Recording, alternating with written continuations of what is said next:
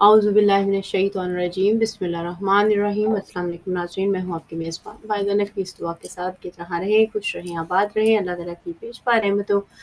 बरकतों उसके फ़ज़ल और करम के साए में रहें। परवरदिगार आप सबको सभी अपनों समेत दो जहाँ की शर से महफूज रखे, दो जहाँ का खैर कसीर आप सबकी नस्लों में मुंतकिल करे और हमारे तमाम मज़लूमीन बहन भाई जहाँ जहाँ भी हैं, बिलखसूस गज़ा, फ़लस्तीन, कश्मीर, म्यांमार, यमन और सूडान, हिंदुस्तान के मुसलमान, पाराशरार के बहन भाई, जहाँ जहाँ भी इंसानियत और मखलूक़ात खुदा दुख, रंजो गम, अज़ियतों और तकलीफ़ों का शिकार है, अल्लाह उन सब की तकलीफ़ों को दूर फरमाए और ज़ालिमीन के शर को उनकी तरफ पलटाए, उनको नीस्तो नाबूद करे और इस दुनिया को अमन अमान का गहवारा बनाए। इमाम वक्त के ज़हूर में ताजील फरमाए, हमारी नस्लों को अहद को पूरा करने वाला, वादों को निभाने वाला और वक्त के इमाम का साथ देने वाला, रुकावटों को अबूर करने वाला और रास्तों को जो है तैयार करने वाला इमाम वक्त के वास्ते उन अफराद में शामिल फरमाए और हमारी नस्लों को पाको पाकीज़ा रखे, हमें पाको पाकीज़ा रखे, हमारे मरहूमीन की मग़फ़िरत फ़रमाए, हमारी मग़फ़िरत फ़रमाए ताकि हम दुनिया से जब जाएँ तो कामयाब जाएँ और वक्त के इमाम की ज़हूर में ताजील फरमाए इंशाअल्लाह आमीन और इस दुनिया को अमन अमान का गहवारा बना दे इंशाअल्लाह ताला। आज नाज़रीन जुमे का दिन है और जो रबी सानी की जो तारीख़ है वो 10 तारीख़ है। उम्मीद और दुआ करते हैं कि आप जहाँ कहीं होंगे बहक़ मोहम्मद वाले मोहम्मद बख़ैर व आफ़ियत होंगे। और अभी हम देखेंगे मौसम का हाल और देखेंगे कि आज हमारे तरफ मौसम कैसा चल रहा है। मौसम ज़रा मिला-जुला ही है। लंदन में रहेगा 17 डिग्री सेल्सियस और हल्की-फुल्की बारिश रहेगी, जबकि मैनचेस्टर में 14 डिग्री सेल्सियस है, एडिनबरा में भी 14 डिग्री सेल्सियस है और जो हल्की-फुल्की बारिश रहने की तवक्को है, ग्लासगो में 15 डिग्री सेल्सियस रहेगा, जबकि कार्डिफ में 17 डिग्री सेल्सियस है और नॉर्दर्न आयरलैंड में 15 डिग्री सेल्सियस रहेगा और रेनी रहने की तवक्को है। जबकि इस्लामाबाद पाकिस्तान में आज जो मौसम रहेगा वो 38 डिग्री 31 डिग्री सेल्सियस रहेगा और जो है वो सनी रहने की तवक्को है। उम्मीद और दुआ करते हैं कि आपकी ज़िंदगियों के मौसम, गिरदो-नवा के मौसम, अंदर के मौसम, बाहर के मौसम और वजूद इंसानी में जितनी कायनात हैं, उन सब मौसमों में सकून होगा, इत्मीनान होगा, खुदा की शुक्रगुज़ारी होगी और अल्लाह ताला की नेमतों को याद करके एहसास कदरदानी होगा और उस सब में क्योंकि कदरदानी और शुक्रगुज़ारी एक ऐसी चीज़ है जो नेमतों में इज़ाफ़े के साथ-साथ इंसान के वजूद को तस्कीन अता करती है, इज़्ज़त और शर्फ़ के काबिल बनाती है।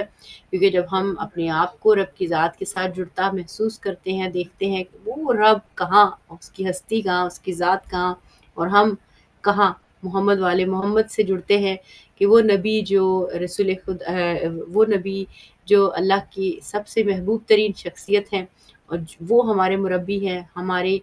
मोमार हैं और जो कहते हैं कि मैं इस दुनिया में भेजा गया हूँ ताकि तुम्हें अखलाक़े हसना सिखा सकूँ और तालीम देने आए हैं, हमें तरबियत करने आए हैं, जो पसंद करते हैं जब मुकालमा होता है, गुफ्तगू होती है, लोग मिलकर बैठते हैं और इल्मी नुकात पे बात करते हैं, खूबसूरत गुफ्तगू करते हैं, तफक्कुर करते हैं, तज़क्कुर करते हैं रब करीम का और तज़क्कुर के ये भी एक तरीका होता है कि हम कायनात के राज़ों को कशफ़ करते हैं और उन कवानीन और असूलों को जानने की कोशिश करते हैं कि जिनमें ये दुनिया, ये कायनात, इसके ज़र्रे-ज़र्रे में जो असूल का फ़रमा है अल्लाह ताला की ज़ात ने बनाए, उनके ऊपर गौर करते हैं। तो ये रब करीम को, रसूल खुदा को, अहले बैत को बहुत पसंद है और जब एक इंसान इस शर्फ़ को पाता है और इस पे शुक्रगुज़ारी का एहसास करता है, तो ये बहुत ही इज़्ज़त की बात है खुदा के सामने भी, खुद उसके वास्ते भी और उसके गिरदो-नवा को भी हसीन और बेहतरीन बना देती है। तो जब उन राज़ों को कशफ़ करता है जो जिस पे ये कायनात बनी है, तो फिर इंसान और चीज़ें बनाने की तख्लीक कारी की जो एक उसके अंदर अल्लाह ने एक सलाहियत रखी है, उसको भी एम्पावर करता है और फिर वो बहुत सी चीज़ें तख्लीक करता है और फिर उन पर खुश होता है कि अल्लाह ने ज़ाहिर है खुद भी वो खालिक है, मालिक है, तख्लीक करने वाला है, क्रिएटर है, तो हमें भी उसने क्रिएटिविटी की सलाहियत दी है। तो जब इंसान उस तख्लीक को करता है, उन कवानीन को सामने रखते हुए, تو وہ بھی خوبصورتیاں پیدا کرتا ہے۔ ظاہر ہے وہ رب ہے اور ہم اس کے بندے ہیں، تو یہ انسان جب ریفلیکشن اپنے آپ کے ساتھ بیٹھ کر دیتا ہے تو سارے موسم جو ہیں کائنات کے بھی اور اندر کے بھی اور باہر کے بھی وہ بہتر ہونے لگتے ہیں، اور انسان کے لیے گزشتہ ہے کہ وہ پھر اس کی زبان جو ہے پھر وہ رب کی تسبیح کرے، اس کی حمد و ثنا کرے، پھر اس کے کان وہ سب سنیں جو رب کو پسند ہے، پھر اس کی نگاہیں وہ سب دیکھیں جو اللہ تعالیٰ کی ذات سے قریب تر کرنے والی چیزیں ہوں اور اس سے محبت اور میں اضافے کا سبب ہوں اور انسان کو ظلمتوں سے نور کی طرف لے جا سکتی ہوں۔ تو یہ پھر حرکت جو انسان پھر کرتا ہے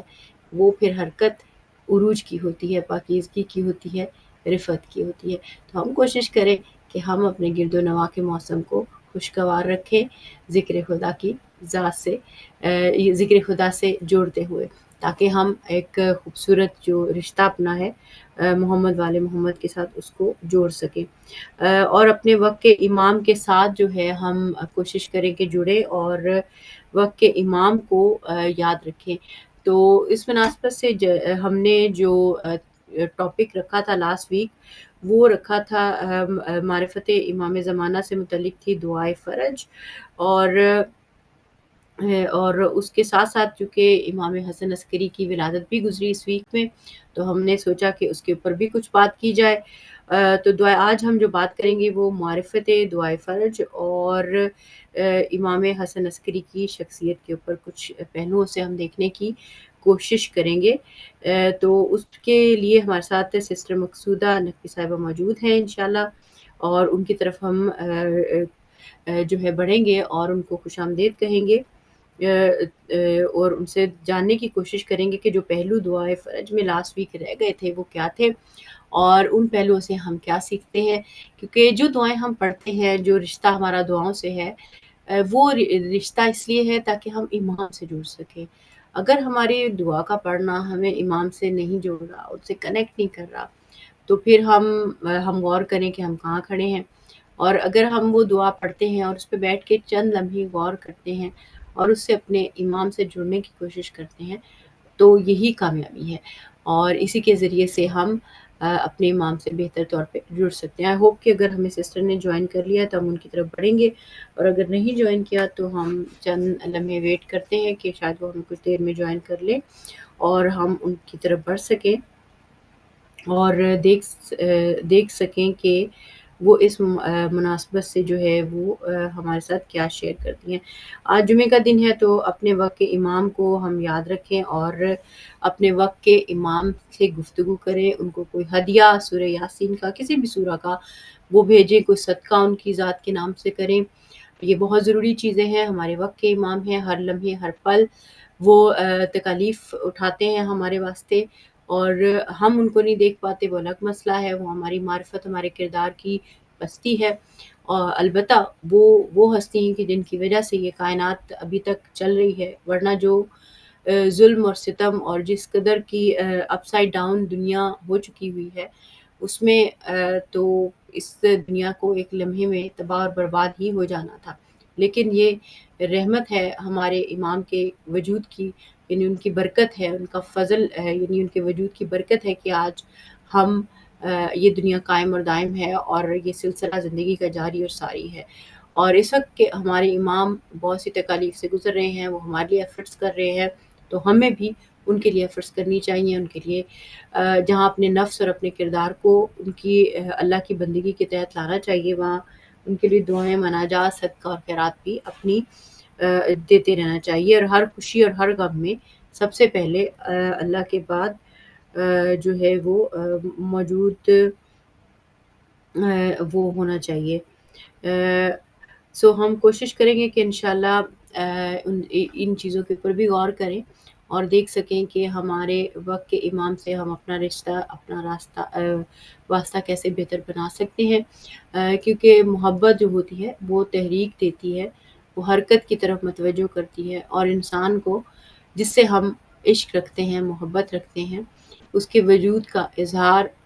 اپنے وجود سے کرنے کی کوشش کرتے ہیں، مکمل نہ بھی صحیح، لیکن کوئی چیز، کوئی لمحہ، کوئی خوشبو، کوئی مہک اس وجود کی ہمارے اس وجود سے ضرور اظہار کرنی چاہیے۔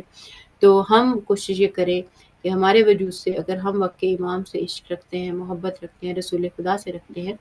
اور جیسے امام حسن عسکری علیہ السلام کی ولادت بھی گزری ہے، تو اس مناسبت سے بھی جو ہمارا تعلق اپنے امام سے ہونا چاہیے، اور اس کا بھی ریفلیکشن ہمیں دینا چاہیے۔ ہمارے ساتھ سسٹر مقصودہ موجود ہیں۔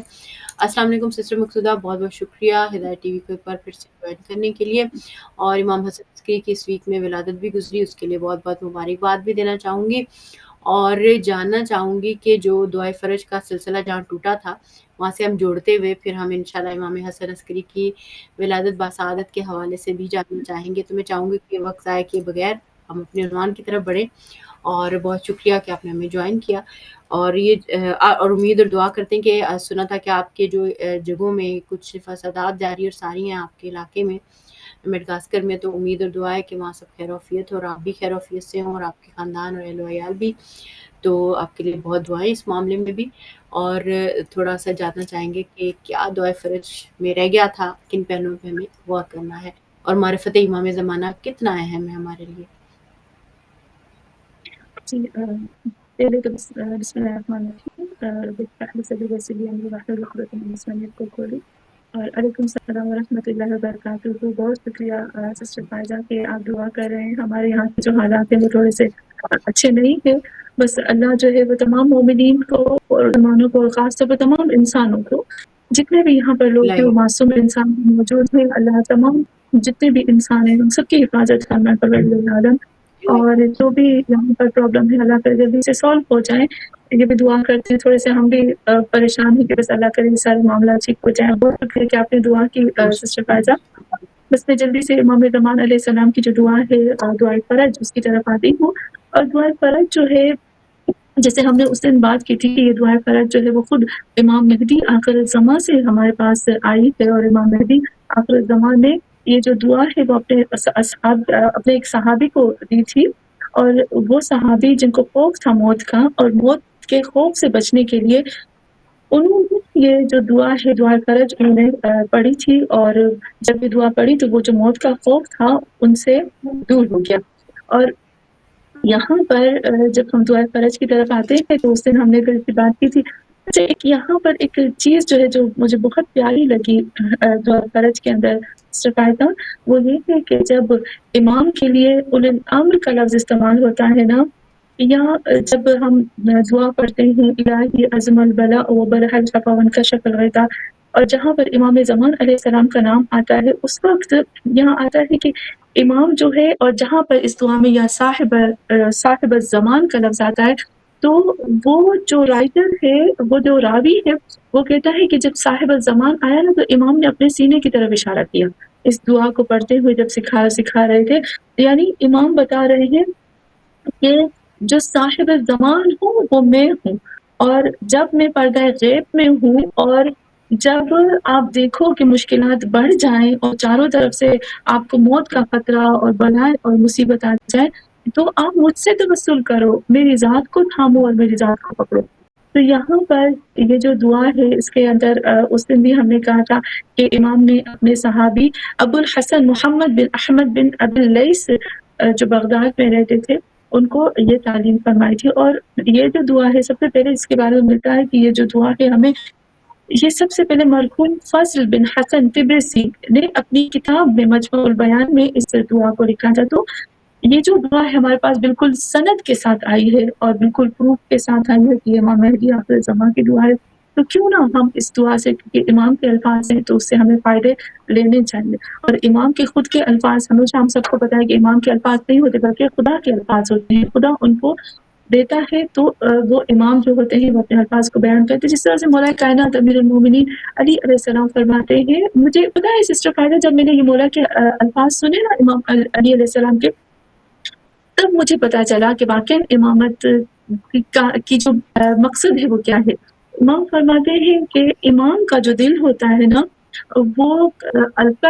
قلب الامام، امام کا جو دل ہوتا ہے وہ اللہ کا برتن ہوتا ہے، وہ اللہ کا وعاء ہوتا ہے، اللہ کا ظرف ہوتا ہے، تو جہاں پر بھی اللہ جس چیز کا ارادہ کرتا ہے، اللہ جس چیز کے لیے بھی چاہتا ہے، اس چیز کو امام کے دل میں ڈال دیتا ہے، اور پھر وہ چیز جو ہوتی ہے امام کی زبان سے، اس کے الفاظ اور اس کے لب و لہجے سے وہ چیز ظاہر ہو جاتی ہے۔ اس لیے ہم کہتے ہیں نا حجت اللہ، تو حجت اللہ تب ہوتی، حجت اللہ کی میننگ سسٹر فائزہ وہاں پر سمجھ میں آئی کہ امام کا دل جو ہے وہ اللہ کا برتن ہے، اور اللہ جس چیز کا ارادہ کرتا ہے امام کے دل میں ڈال لیتا ہے، اور امام کے وجود سے وہ چیز جھلکنا شروع ہو جاتی ہے۔ اور حجت اللہ کا مطلب بھی ہوتا ہے، حجت کی میننگ بھی ہوتی ہے کہ جسے ہم کہتے ہیں ٹریفک، یا چاروں طرف سے کسی چیز کو گھیر لینا۔ تو امام جو حجت اللہ کا مطلب ہوتا ہے کہ ایک ایسا وجود جو جس اللہ کی جتنی بھی مخلوقات ہیں جو خدا کے ارادے کو جاننا چاہتی ہے، وہ تمام مخلوق اس ذات کی طرف گھیرا ڈالتی ہے، اس ذات کی طرف گھیراؤ کرتی ہے تاکہ اللہ کے ارادے کو جان لے۔ اور حجت اللہ وہ ہوتی ہے جہاں سے اللہ کا ارادہ جھلکنے لگتا ہے۔ تو یہاں پتہ چل گیا کہ امام جو ہے وہ، امام کا ہر کام جو ہوتا ہے وہ خدا کی ہی طرف سے ہوتا ہے، خدا کی ذات سے ہوتا ہے۔ تو یہاں پر سسٹر فائزہ، اچھا حج بھی ہم اسی لیے کہتے ہیں نا، حج کا بھی وہی مقصد ہوتا ہے کہ اللہ کا جو اللہ کے قانون ہے یا اللہ کے خانہ کعبہ کی طرف جانا۔ پھر جب ہم اس دعا کی طرف آتے ہیں تو اس دعا کے جو شروع کے الفاظ ہیں آپ دیکھیں، کہیں پر لکھا ہوا ہے الہی عظم البلاء، اکثر جو میں پڑھتی ہوں یا اکثر جو میں نے سنا ہے وہ الہی عظم البلاء ہے، لیکن کچھ جگہوں پہ ہمیں اللہم عظم البلاء بھی ملتا ہے، لیکن خاص جو ہے وہ الہی عظم البلاء ملتا ہے۔ تو یہاں پر اس دعا کے اندر جو ہے وہ سب سے پہلے ندبہ آتا ہے کہ ہم کس طرح سے اللہ کے سامنے ندبہ کر رہے ہیں، فریاد کر رہے ہیں، اللہ کے سامنے گڑ گڑا کر اللہ سے کسی چیز کو مانگ رہے ہیں۔ تو اب دیکھو جب ہم اللہ کے سامنے ندبہ کرتے ہیں، گریا کرتے ہیں، اللہ کو پکارتے ہیں، تو ہو ہی نہیں سکتا کہ خدا کی ذات جو ہے وہ ہماری مدد نہ کرے۔ اب دیکھیں امام مہدی آخر الزمان نے اس دعا کے اندر جو لفظ چنے تھے نا، کیونکہ یہ لفظ سسٹر فائزہ اکثر ہم بھی بات کرتے ہیں کہ پاور آف ورڈز، جو لفظوں کی طاقت ہوتی ہے وہ بہت زیادہ ہوتی ہے۔ جب وہی لفظ ہوتے ہیں کہ اگر ہم کسی کے ساتھ بات کرتے ہیں نا، جیسے میں ابھی آپ کی تعریف کروں تو آپ مسکرانا شروع کر دیں، خدا نہ خواستہ میں آپ کے ساتھ کچھ ایسے الفاظ بولوں جو بہت زیادہ غمگین الفاظ ہو تو آنکھوں سے آنسو چھلک پڑیں گے۔ یہ کیا ہے؟ یہ کوئی فزیکل کام نہیں ہے، بلکہ یہ الفاظ ہیں جو بولے جاتے ہیں اور انسان کے وجود پہ اثر کر رہے ہوتے ہیں۔ تو یہ جو دعا کے اندر جو الفاظ ہیں نا، ہمیں ان کے اوپر توجہ کرنی چاہیے کہ الفاظ امام نے کس طرح سے چوز کی۔ طرح سے سسٹر فائزہ میں ہمیشہ مجھے یہ چیز بہت اہم لگتی ہے اور میں سوچتی بھی ہوں اس کے اوپر کہ جس طرح سے میں آپ کے ساتھ بات کرتی ہوں اور میرے الفاظ آپ کے اوپر اثر کرتے ہیں، آپ کے الفاظ میرے اوپر اثر کرتے ہیں، بالکل اسی طریقے سے پروردگار عالم نے، اللہ نے کنیکشن رکھی اپنے بندے اور اپنے بیچ میں، اور وہ ہے لفظوں کی کنیکشن۔ وہ ہے جب ہم جب وہ لفظ بولتے ہیں نا، ایسا نہیں ہے کہ میرے لفظ میرے خدا پہ اثر نہ کرے، اسی لیے اللہ نے کہا ہے بولو، اللہ نے کہا مانگو، اللہ نے کہا پکارو، اللہ نے کہا ندبہ کرو، اللہ نے کہا الفاظ سے پکارو۔ تو میں جب کہتی ہوں کہ اللہ مجھے نہیں آتے، میرے پاس لفظ نہیں ہے تجھے پکارنے کے لیے، تو خدا نے کیا کیا؟ 14 معصومین علیہ السلام کو بھیجا، ان سے کہا کہ ان کو سکھاؤ، کیونکہ ان کو بتانا نہیں آتا، ان کو سمجھانا نہیں آتا۔ تو 14 معصومین علیہ السلام نے ہماری کیفیت کے مطابق، ہمارے اندر کے جو جذبات اور احساسات جو ہم نہیں بتا سکتے، جو ہم بیان نہیں کر سکتے ہیں، ان کو دعاؤں میں ڈھال دیا، اور دعاؤں میں ڈھال کے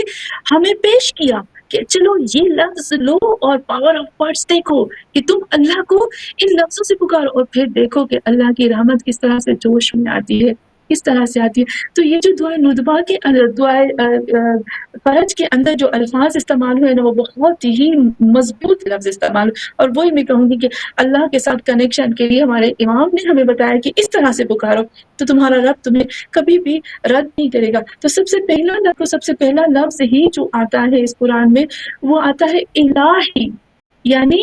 ایک ہوتا ہے اللہ کو ایک لفظ ہوتا ہے، دوسرا اللہ پلس یا آ گیا، ہو گیا الہی۔ ایک ہوتا ہے اللہم، وہ بھی تقریباً سیم میننگ میں آتا ہے، لیکن الہی کا مطلب ہوتا ہے کہ یا الہ لنا، یا الہی لی، یعنی یا کا مطلب ہوتا ہے میرا۔ جب ہم عربی زبان میں پڑھتے ہیں نا تو یا یعنی میرا، میں، اور نا کا مطلب ہوتا ہے ہم۔ تو یہاں الہ یعنی اللہ، یا یعنی میرا اللہ۔ جب میں اللہ سے پکارتی ہوں نا، بہت زیادہ علماء اس بات کو مانتے ہیں، مجتہدین کہتے ہیں کہ جب ہم اللہ کو کہتے ہیں نا اے میرے اللہ، تو اللہ سب کچھ چھوڑ دیتا ہے اپنے بندے کے لیے اور کہتا ہے کہ اے میرے بندے، تم نے مجھے کہا کہ میرے اللہ، یعنی اے اللہ تو میرا اللہ ہے، تو میرا معبود ہے، میں تیری عبادت کرتی ہوں، میں تیرے سامنے جھکتی ہوں، میں تجھے سجدہ کرتی ہوں، میں تجھے پکارتی ہوں، میرا تیرے سوا کوئی بھی نہیں ہے اے اللہ۔ اور الہ کی جو میننگ ہم نے اس دن بھی تھوڑا، میں چاہتی ہوں کہ اس کو دوبارہ سے کروں۔ جب ہم الہ کی میننگ کرتے ہیں تو اس میں ایک میننگ آتی ہے کہ الہ یا الہ، یعنی کہ عبد ہونا، اے الہ کا مطلب ہے الہی، اے اللہ تو میرا معبود، میں تیرا عبد۔ اور پھر جو اس کی دوسری میننگ آتی ہے وہ یہ آتی ہے، الہی کہہ کر کہتی ہوں اے میرے اللہ، اے میرے وہ معبود، میرے وہ خدا کہ جس کی ذات اتنی اس کی ذات کے اندر پوری کائنات کی مخلوقات غیر کے ہیں، تمام کائنات کی عقول جس ذات کو نہ سمجھ سکے، نہ پا سکے، نہ حاصل کر سکے، نہ اس تک پہنچ سکے، اے میرے اللہ تو وہ الہ ہے۔ اور پھر آپ دیکھیں کہ ہم اس کی تیسری جب میننگ کرتے ہیں تو اس میں بھی یہی آتے ہیں کہ اے اللہ، اے وہ اللہ کہ اس کی جو روٹ ورڈز ہوتے ہیں نا وہ اولا ہمیں آتے ہیں۔ اولا کی میننگ بھی ہوتی ہے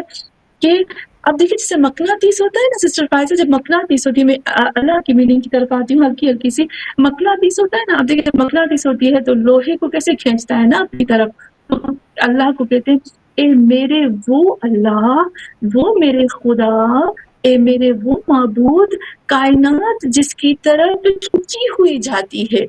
پوری کائنات کو جو اپنی طرف جذب کرتا ہے، چاہتے ہوئے نہ چاہتے ہوئے، جانتے ہوئے نہ جانتے ہوئے، ان کو پتا ہے شعوری لا شعوری طور پر وہ اپنے معبود کی طرف لپک کے جا رہے، تمہاری ذات کی طرف آ رہے۔ ابھی تیسری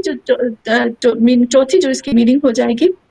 وہ یہی بھی یہ آ جائے گی کہ اے وہ خدا، اے وہ اللہ، ہمیں اللہ سے یہ کہتی ہوں الہی میرے وہ اللہ کہ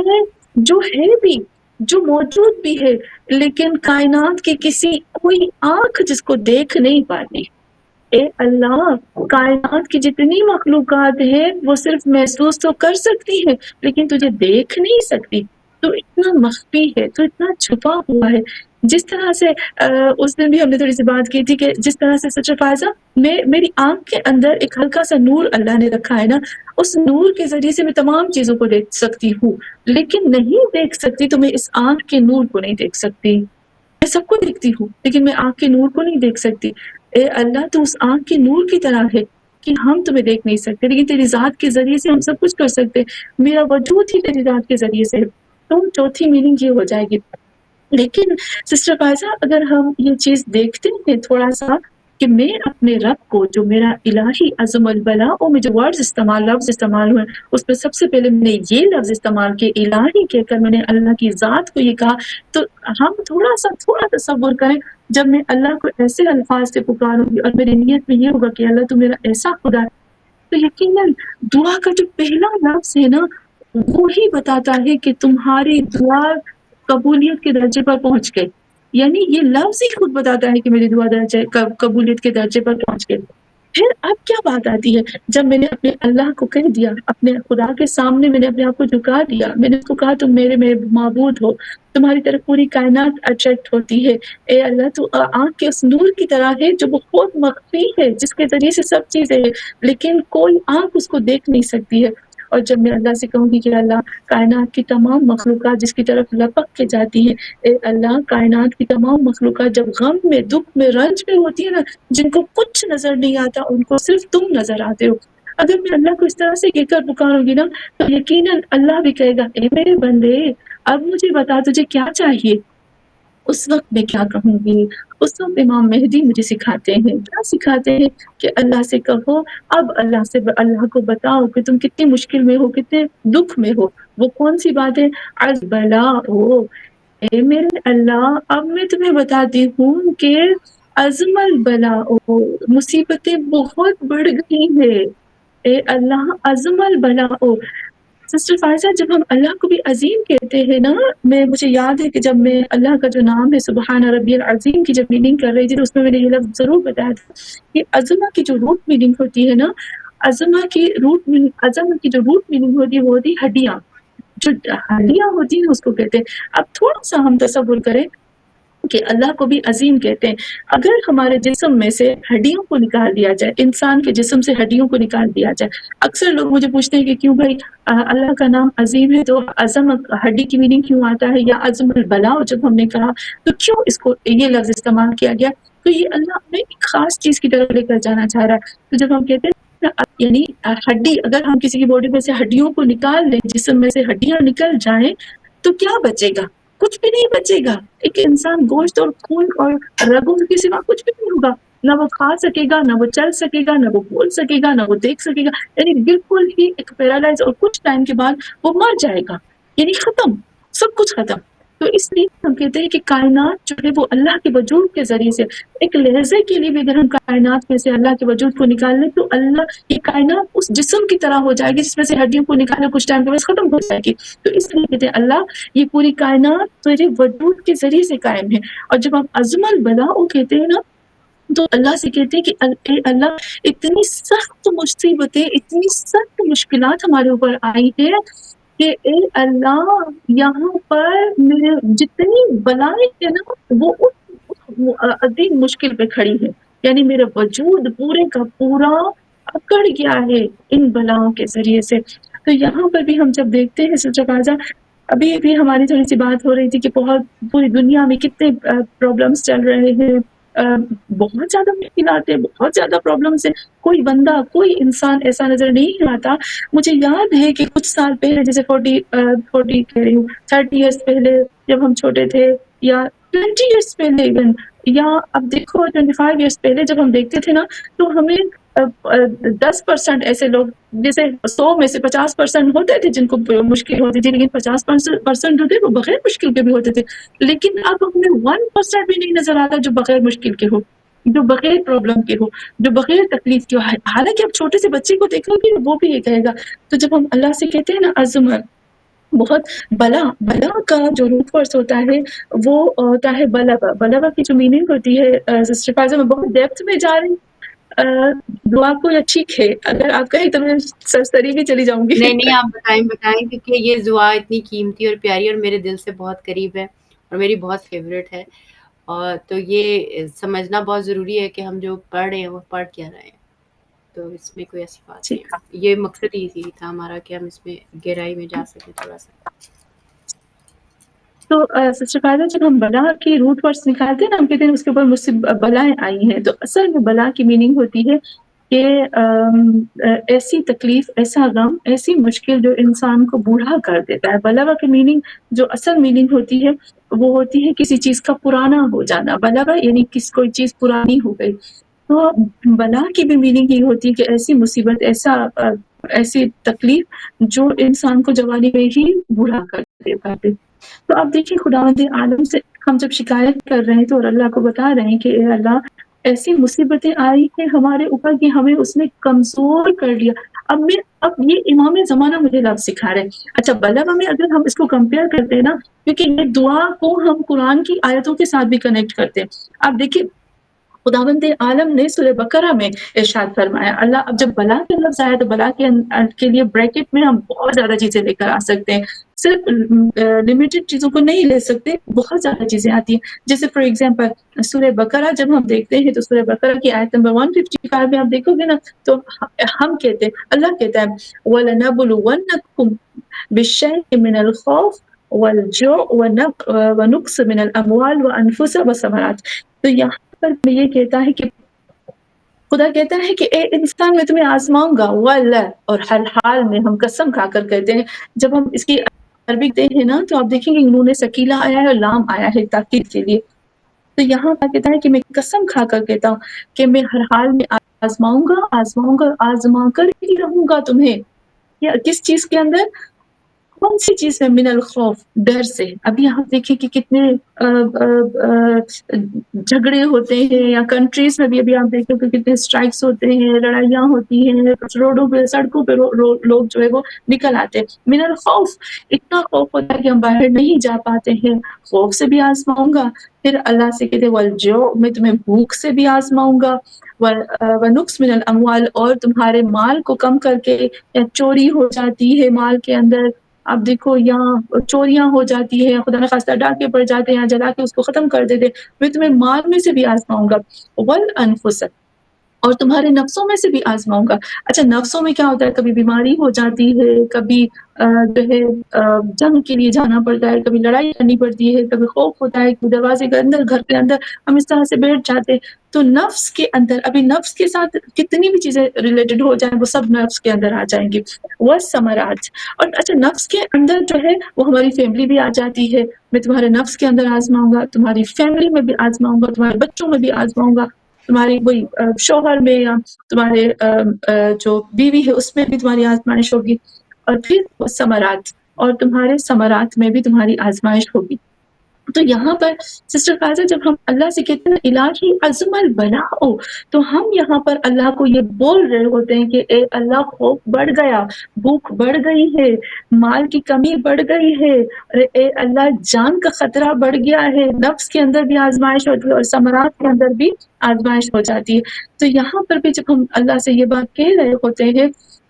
تو یہاں ہم اللہ سے یہ شکایت کر رہے ہوتے ہیں اور اللہ سے کہہ رہے تھے کہ اے اللہ اس آزمائش کو اب کم کر دو. کیونکہ امام جو ہے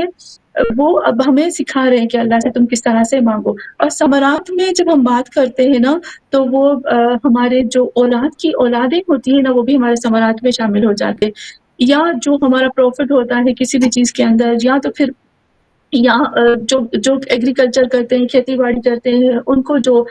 فائدہ ملتے ہیں، یعنی ہر جو ایکسٹرا فائدہ ہوتا ہے اس کو ثمرات کہتے ہیں. تو یہاں پر ہم اللہ کو یہ بھی بول رہے ہوتے ہیں، امام زمانہ ہمیں یہ بھی سکھا رہے ہوتے ہیں. پھر ہم آتے ہیں الہی عزم البلاء و برح الخفا، اور پھر یہاں پر برح کا جو میننگ ہوتی ہے وہ ظاہر ہونا ہے. اے اللہ جو جس چیز کو نہیں ہونا تھا وہ ظاہر ہو گئی.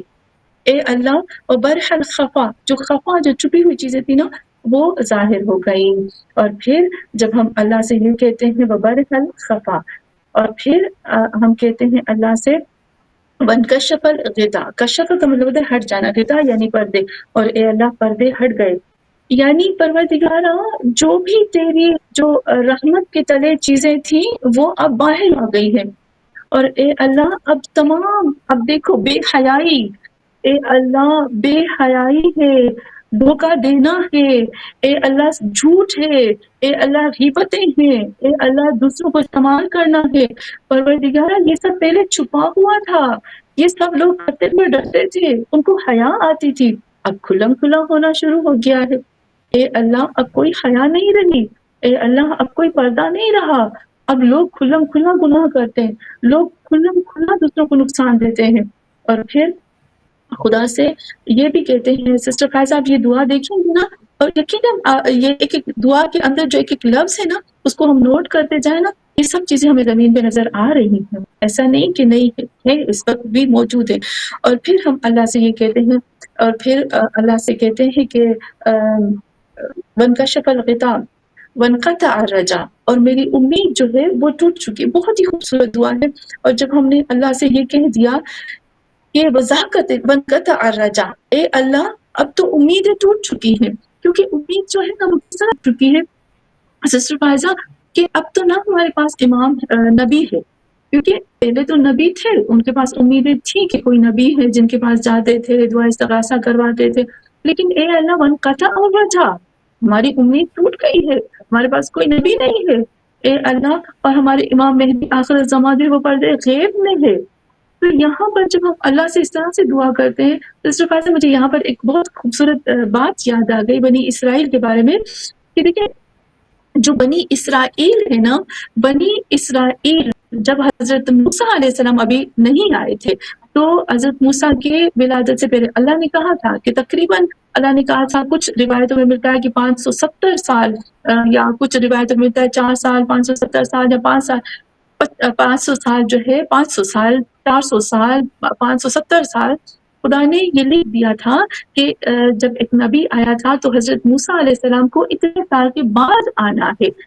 یہاں پر بنی اسرائیل کے بارے میں اتنی خوبصورت بات ملتی ہے، اور یہ بہت ہی پیاری بات ہے جو میں آپ سے کہنے والی ہوں، جو میرے دل کے قریب ہوتی ہے. بنی اسرائیل کے اوپر جب فرعونیوں نے ظلم کرنا شروع کر دیا نا، تو بنی اسرائیل نے کیا کیا؟ استغاثہ بلند کرنا شروع کر دیا، اللہ سے دعائیں کرنا شروع کر دی تھی. اللہ سے اتنی دعائیں ان لوگوں نے کرنا شروع کر دی کہ روایات میں تاریخ میں ملتا ہے کہ اللہ نے کہا تھا نا کہ فار ایگزامپل 570 سال کے بعد میں ان کو موسیٰ دوں گا. لیکن جب انہوں نے استغاثہ کیا، جب انہوں نے دعائیں کی نا، تو اللہ نے کیا کیا؟ 170 سال کم کر دیا، یعنی 170 سال سے پہلے ہی حضرت موسیٰ ان کو دے دیا. کیوں دے دیا؟ یعنی وقت سے پہلے حضرت موسیٰ کو اللہ نے گفٹ کر دیا کہ تاکہ فرعونیوں سے ان کو نجات دے سکے. ان کی دعا کی وجہ سے، ان کے استغاثے کی وجہ سے اللہ نے ان کو دے دیا. اگر ہم بھی اس طرح سے دعا کریں نا تو ہمارے امام مہدی آخر الزمان کا ظہور جلد از جلد ہو جائے گا. اور سسٹر فائزہ، مجھے ایک رونے والی چیز ہے جو مجھے ایک کتاب میں نے پڑھا کہ امام مہدی فرماتے ہیں کہ امام مہدی فرماتے ہیں لوگ جس طرح سے ایک پانی کے گھونٹ کو طلب کرتے ہیں نا، جب پیاس لگتی ہے تو ایک پانی کے گھونٹ کی ان کے اندر طلب ہوتی ہے نا، میرے شیعوں کے اندر اتنی بھی میری طلب نہیں ہے. اگر اتنی بھی طلب اور چاہت ہوتی نا تو میں کب کا ظہور کر چکا ہوتا. تو یہاں دیکھیں، ہم جب دعائیں پڑھتے ہیں نا تو ہم جو ہے وہ تڑپ نہیں ہوتی ہمارے اندر، کیونکہ ہم لوگ بہت افراتفری میں گم ہو گئے ہیں. نہیں سمجھ میں آتا کہ ہم کہاں جا رہے ہیں. قرآن بھی کہتا ہے فَأَيْنَ تَذْهَبُونَ. اچھا، پھر اس کے بعد آپ دیکھیں وَالْبَتَّ الرَّجَا وَزَاقَتِ الْأَرْضُ وَمُنِعَتِ السَّمَاءُ. ذاق کہتے ہیں کسی چیز کے تنگ ہونے کو کہتے ہیں. تو یہاں کہتے ہیں کہ جب آپ دیکھیں قرآن کی آیت بھی ہے، اور نارملی اگر ہم جو ہے اس چیز کو پریکٹیکل بھی کر کے دیکھ سکتے ہیں اور دیکھتے بھی ہیں کہ آپ نے دیکھا ہے کہ کبھی جب ہم پلین میں ہوتے ہیں اور جیسے پلین جو ہے وہ اوپر چڑھتا ہے تو ہمارا دل جو ہے وہ تنگ ہونا شروع ہو جاتا ہے. تو اس حالت کو، اس کیفیت کو دل کی تنگی کہتے ہیں. تو ہم بھی اللہ سے کہتے ہیں کہ اے اللہ، اتنی مشکلات آ گئی ہے، اتنی امیدیں ختم ہو چکی ہے، اور ہر بے حیائی کے پردے ہٹ چکے ہیں. خدایا، ہر دھوکہ دینے والا کھلا کھلا دھوکہ دے رہا ہے. تو خدایا، زمین جو ہے وہ تنگ ہو چکی ہے، ہم نہیں رہ پا رہے زمین پہ. بہت تکلیف ہوتی ہے، گھٹن ہوتی ہے ہم لوگوں کو. ہم اللہ سے یہ کہتے ہیں اے اللہ، زمین اب گھٹن والی ہو گئی ہے. وَمُنِعَتِ السَّمَاءُ. اور آسمان نے بھی مدد کرنا چھوڑ دیا ہے. پہلے تو آسمانوں سے مدد آیا کرتی تھی نا، اے اللہ وَمُنِعَ، روک دیا گیا ہے آسمان کو بھی مدد کر. اور یہاں پر کہتے ہیں وَأَنْتَ الْمُسْتَعَانُ. یہاں پر دو جگہوں پہ ملتا ہے کہ یا تو یہ انت المستعان ہم امام مہدی آخر الزمان کو کہتے ہیں، یا تو ہم اللہ سے کہتے ہیں کہ مستعان یعنی جس سے مدد لی جاتی ہے، جو مدد کرتا ہے. تو یہاں پر جب ہم اللہ سے کہتے ہیں وہ انت المستعان، یا امام مہدی سے کہتے ہیں وہ انت المستعان، اب آپ ہی ہو جو ہماری مدد کر سکتے ہو. سسٹر بازی، یہاں پر جو لفظ استعمال ہوا ہے وہ انت المستعان، مستغیث استعمال نہیں ہوا. آپ نے نوٹ کیا نا، منتصر استعمال نہیں ہوا کہ آپ میری نصرت کرنے والے ہو. یہاں پر آپ دیکھو ظفر استعمال نہیں، نصر استعمال نہیں ہوا، یا جو دوسری مدد کے لفظ ہے وہ استعمال نہیں، لیکن اون کا لفظ استعمال ہوا ہے. یہاں مستعانوں کا مطلب ہے کہ امام مہدی آخر زمان ہم ایک چیز کی طرف اشارہ کر رہے ہیں. وہ کون سی چیز ہے؟ اون کا مطلب ہوتا ہے مدد، یعنی ایسی مدد جیسے میں، ایسا نہیں کہ میں ہاتھ پہ ہاتھ رکھ کے بیٹھ کے دیتی ہوں کہ میری مدد کرو، ایسا نہیں. اون کی یہاں ہم کہتے ہیں ایاک نعبد و ایاک نستعین میں بھی اللہ سے کہتے ہیں کہ اے اللہ، میں بھی کر رہی ہوں کام، اے اللہ میں اپنی طاقت کے مطابق اس میں لگی ہوئی ہوں، میں چھوڑا نہیں اس کام کو، اب اس میں کام میں تم میری مدد فرما. تو یہاں امام مہدی بھی دیکھیے کتنے پیارے طریقے سے ہمیں اشارہ کر رہے ہیں کہ تم لوگ کام کرو اپنا، امام کے آنے کے لیے تم لوگ اس طرح سے رہو، اپنے لیے کام کرو. اور اس کام میں پتہ ہے کہ مشکل ہوگی، دکھ ہوگا، تکلیف، یہ سب چیزیں ہوں گی، لیکن اس کام کے اندر جب کرتے رہو گے تو اس وقت تم اللہ کی مدد طلب کرو. اور پھر ہم کہتے ہیں وَإِلَيْكَ الْمُشْتَكَىٰ، اور تمہاری طرف اے اللہ. اب دیکھیے سسٹر فائزہ، امام سکھاتے ہیں وَإِلَيْكَ الْمُشْتَكَىٰ، اللہ سے ہم کہتے ہیں کہ اللہ صرف اور صرف شکایت تمہاری طرف ہو سکتی ہے. اس زمین پہ سب سے بڑی ذات کون ہے اللہ سے بڑھ کر جس کی طرف ہم شکایت کریں،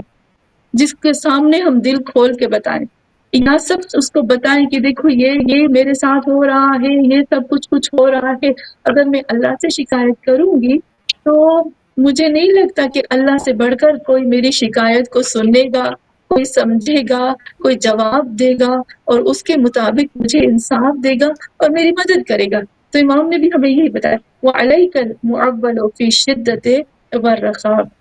اور اے اللہ میں نے اپنا مددگار تمہیں بنایا، تمہیں تھام لیا، تمہیں پکڑ لیا، شدت و رخا۔ ابھی یہاں پر امام یہ بھی بتاتے ہیں کہ ایسا بھی نہیں ہے کہ تم لوگ جس دنیا میں رہ رہے ہو وہاں سے تکلیف ملے گی، ہاں کبھی خوشی بھی ملے گی، کبھی غم بھی ملے گا۔ تو شدت زیادہ ہے، پہلے لفظ شدت کا آیا، دکھ، تکلیف، رنج، مشکل، یہ ہے۔ رخا، رخا کہتے ہیں ہلکے سے ہوا کے جھونکے کو کہتے ہیں، تو ہو سکتا ہے کہ کچھ ہوا کا جھونکے کی طرح اچھی چیزیں بھی ہمیں ملے۔ تو اے اللہ میں نے تیرے وجود کو اور میں نے تیری ذات کو تھام لیا ہے، شدت میں بھی اور مشکل میں بھی اور سکون میں بھی۔ اور پھر ہم اللہ کے پھر بیچ میں یہ جب ساری دعا ہم نے مانگ لی سسٹر فائزہ، اب یہاں پر مجھے پتا ہے کہ شاید میری دعا کبھی بھی قبول نہ ہوتی ہو، شاید کہیں پر میری دعا میں رکاوٹ آ جائے۔ تو امام نے کیا کیا؟ امام نے کہا نہیں میں نہیں چاہتا کہ تمہاری دعا میں تھوڑی برابر بھی رکاوٹ ہے۔ فوراً امام نے کہا سلوات پڑھو، اللہم صلی علی محمد و آل محمد، فوراً دعا پڑھوائی۔ اچھا مزے کی بات آپ دیکھو کہ یہاں پر جب ہم نے الہی عظم البلا سے الہی سے دعا سٹارٹ ہوتی ہے اور بیچ میں بالکل آپ دیکھو گے نا بیچ میں صلوات آ گئی، اللہم صلی علی، اپنی مشکلات اپنی پریشانیوں کو بیان کرنے کے بعد فوراً صلوات۔ اس کا مطلب ہے الہی اور صلوات، یہ جو بیچ میں ہم نے اپنی دعائیں، رنج، تکلیف، غم، پریشانی اللہ کو بتائی، یہ گارنٹی ہے ہمارے پاس کہ اب تمہاری تکلیفیں دور، تمہارے رنج ختم، تمہاری دعا قبولیت کے درجے پر۔ لیکن اس کے لیے پھر ایک اور شرط ہے، وہ کون سی ہے؟ پھر یہاں کہتے ہیں اللہم صلی علی محمد و آل محمد اولی الامر الذین فرضت علینا طاعتہم، اے اللہ یہ محمد اور آل محمد ہمارے اولی الامر ہیں جن کو تم نے قرار دیا۔ اولی الامر، اولی الامر یعنی جو حکم ہے یا کہ جو قانون اور شریعت ہے نا اس کو جاننے والے، اس کے اوپر عبور رکھنے والے، وہی اس کو پہنچانے والے۔ تو واقعی اگر ہم دیکھیں کہ قرآن کو، شریعت الہی کو اور قرآن کی تفسیر کو اللہ کی ذات کے سوا کون ہے جو ہمیں پہنچاتا ہے؟ کوئی بھی نہیں، اور ائمہ معصومین کے علاوہ، 14 معصومین کے علاوہ کون ہے جو ہمیں صحیح طریقے سے پہنچاتا؟ قرآن بھی تو محمد مصطفیٰ صلی اللہ علیہ وآلہ وسلم کے اوپر نازل ہوا نا، اور پھر بی بی فاطمہ الزہرا جو ہے وہ بضعۃ الرسول ہے۔ تو یہاں پر بھی ہم دیکھتے ہیں کہ اولی الامر جو ہے ہم نے محمد اور آل محمد کو کہا۔ اچھا پھر یہاں پر بات ختم نہیں ہوتی سسٹر فائزہ، میں جلدی جلدی سے اس کو کرتی ہوں، مجھے پتا یہ دعا اتنی پیاری ہے کہ میں پھر ابھی بھی تھوڑا تھوڑا شارٹ کر رہی ہوں، لیکن اس کے اندر جب ہم آتے ہیں نا تو یہ تو کیا میں بتاؤں، اتنی خوبصورت دعا ہے۔ اور پھر ہم اللہ سے یہ بھی کہہ رہے تھے کہ اے اللہ میں نے صلوات پڑھی ہے، میں اس بات کی گواہی بھی دیتی ہوں کہ میں محمد اور آل محمد کو اپنا اولی الامر سمجھتی ہوں۔ اے اللہ میں محمد صلی اللہ علیہ وآلہ وسلم اور 14 معصومین اور محمد مصطفیٰ صلی اللہ علیہ وآلہ وسلم اور امام حسین کے دشمنوں کو اولی الامر نہیں سمجھتی ہوں۔ میرے اولی الامر حقیقی یہ ہے جب میں دل سے یہ اقرار کروں گی سسٹر فائزہ، میں زبان سے پروردگار عالم سے یہ کہوں گی تو یہ میری گواہی ہو گئی۔ یہاں پر رقیب العتید بیٹھے ہوئے ہیں نا، انہوں نے گواہی دے دی، اللہ سے کہہ دیا کہ اے اللہ یہ تیرے محمد کے چاہنے والے ہیں، یہ تیرے محمد اور آل محمد کے عاشقان ہے، عاشق ہے۔ تو یہاں پر یہاں رقیب العتید بھی اس بات کی گواہی دیں گے اور لکھیں گے، اور جو فرشتے زمین پہ آئیں گے نا میری دعا کو سننے کے لیے، جو معقل الہی لفظ کے ہیں نا، وہ سارے کے سارے اس لفظ کو سن کر اندر سے اور خوش ہو جائیں گے کہ یہ تو بندہ پاک اور پاکیزہ ہے، یہ تو بندہ عشق کے رسول میں گم ہے، یہ تو محمد اور آل محمد کا مطیع ہے، یہ تو اللہ کا واقعی سچا موحد ہے۔